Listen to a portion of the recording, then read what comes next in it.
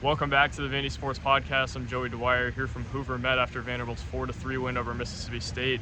I think the overlying storyline tonight is more than just this win, though. I think it's what Tim Corbin has done at this place, and I think tonight was a real testament to it. He becomes the all-time winningest coach in SEC tournament history, breaks Ron Polk's record of 46 wins with his 47th tonight. Already had the record for most wins at one school in the SEC tournament, accomplished that earlier in the week, but today does that, and I think it's just a testament to how important this tournament has been to Vanderbilt to build as a whole. I think he talked yesterday or the day before about his first year here.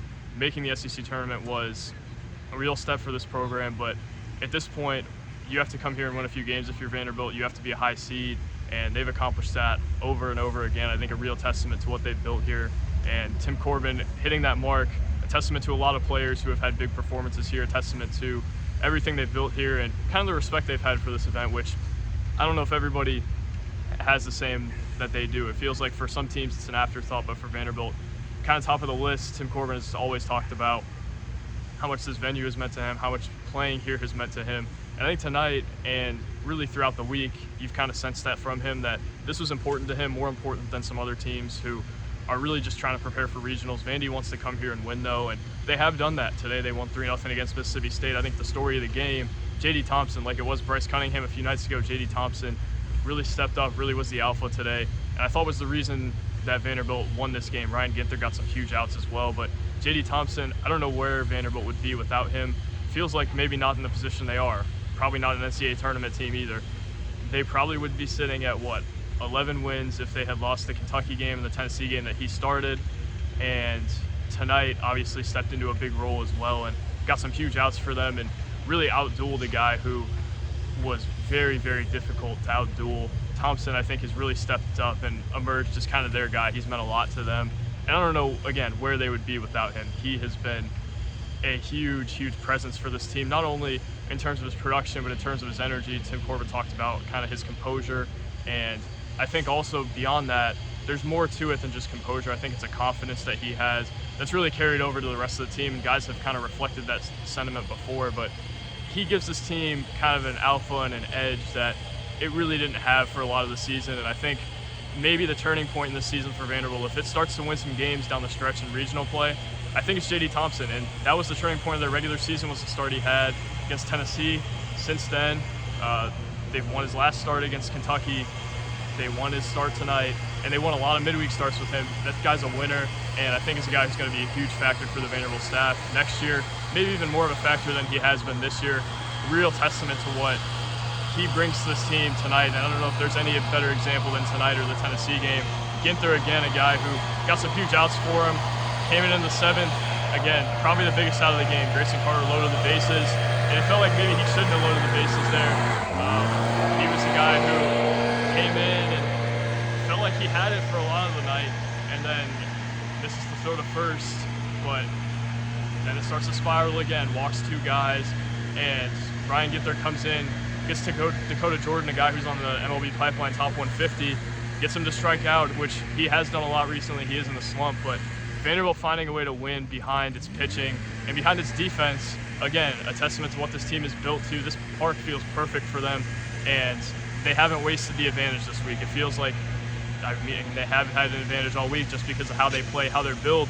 And today, another example that Mississippi State, a team that does have some guys who can hit the long ball. Vanderbilt kept it in the yard, particularly against Hunter Hines, who gave them some trouble a few weeks ago, had Tim Corbin a little upset after that game, where he put Mississippi State ahead. And I think you're almost looking at a completely different outlook on Vanderbilt's season if that ball stays in the yard at Hawkins Field, like it would have here.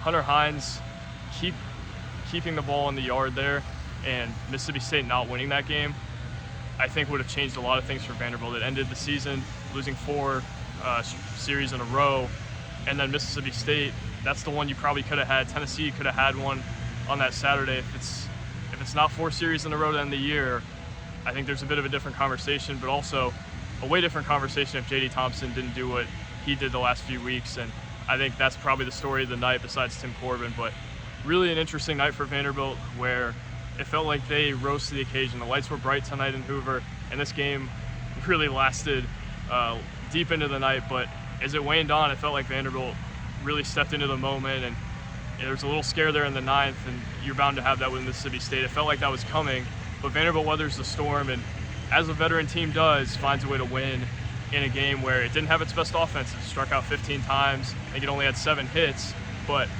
that was good enough for it to win tonight, and I think that's a real testament to what J.D. Thompson and Ryan Ginther in particular did. Carter struggled a bit, but Ginther, huge outs in the 7th and 8th. The 9th was a little shaky for him, but again, a veteran gets out of it, and J.D. Thompson, a complete tone setter for this team. Even when the offense doesn't seem to have it, obviously they had some nice hits with Calvin Hewitt driving in a run. Davis Diaz drove in 2 big ones, and his numbers aren't awesome, but he has really gotten the big hit recently, and I think he's had a lot of timely ones that people maybe haven't even realized. I think here especially he has been pretty good, and in Kentucky I think he homered the last 2 days of the series. Hewitt and Diaz are 2 guys who have really risen to the occasion. Want to mention R.J. Austin. He's a guy who really, even when Vanderbilt has struggled, has not struggled. He's been a guy who has kind of been immune to what the rest of the lineup has done, and a lot of the season has been the lineup not complimenting each other or the lineup complimenting each other. But tonight, R.J. Austin gets a big hit there when nobody else can. Just kind of feels like the tone of his season. He's been a guy who I think has really had an underrated year. I think he has taken a leap. Same with Matthew Polk. I think there's been guys in this lineup who have been bright spots despite its struggles, and I think the lineup took a step back today, but it was good enough to win, and I think that's really all that matters here. Vanderbilt's going to not play tomorrow. It's going to be fresh for Saturday, and I think something Tim Corbin noted in the postgame that was interesting, Carter Holton and Ethan McIlvain both available this week. I wonder if Carter Holton gets the ball on Saturday as Vanderbilt tries to make a push at the SEC title, and if they could get it 2 years in a row, that would be an unbelievable feat for a program that it feels like maybe hasn't even been at the level that it could be. If they can win the SEC title 2 years in a row, that would be an incredible feat for them. And they've got to do it in the regionals for it to matter, but they've had a great week so far in Hoover. They came into the week on the NCAA tournament bubble. Now it feels like, I don't know that they're going to get a 2 seed, but it feels like there's maybe a little bit of hope in the air that they can. They were projected that way by Baseball America this morning in a regional that I think was really favorable to them. And I think if their pitching can continue to do what it has done and their lineup can do what it did before today over the last couple games, they've got a chance to really make some noise. And we echoed that sentiment all week, but if they can get in a park, maybe not this size, but a little bit smaller, but bigger than a lot of the SEC parks they've played in, against some teams that aren't necessarily teams that are going to bomb you out of your own ballpark or bomb you out of their ballpark by just hitting the ball out of the yard, I think Vanderbilt's got a chance. And I don't know that I would have said that coming out of the Tennessee series or especially not the Georgia series, but this team seems to be playing its best baseball at the right time, seems to have momentum. They've got a chance, man.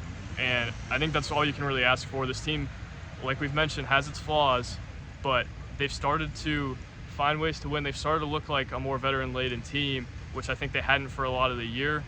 There's guys stepping into big moments. There's guys asserting themselves as alphas. You look at Bryce Cunningham a few nights ago. You look at J.D. Thompson tonight. Devin Futrell was okay last night, but I think stepped into the moment and held the Tennessee team down that hasn't been held down as much in recent memory.